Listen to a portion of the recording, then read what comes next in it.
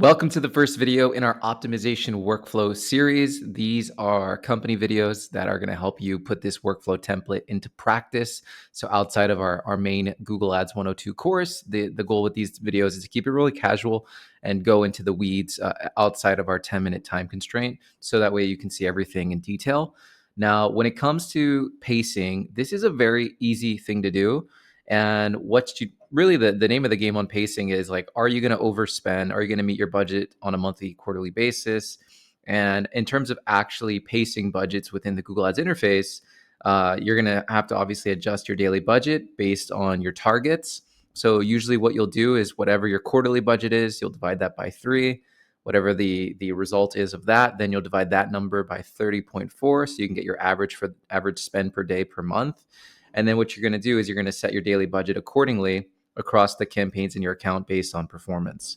So what I do when I'm pacing budgets is I come in here and I have my column set up just like I showed you in the course. And you can see here with this daily pacing custom column that I created that I walk you through in the course as well, I can see that this campaign has a daily pacing of 128%. So daily pacing is simply put, how much of our daily budget are we actually spending on a daily basis? So in this case, we spent 128% of our daily budget. The reason this is possible is because Google can go over your daily budget by about 30%. So in this instance, I know, okay, I have a daily pacing of 128%. I can increase my daily budget here by 28%.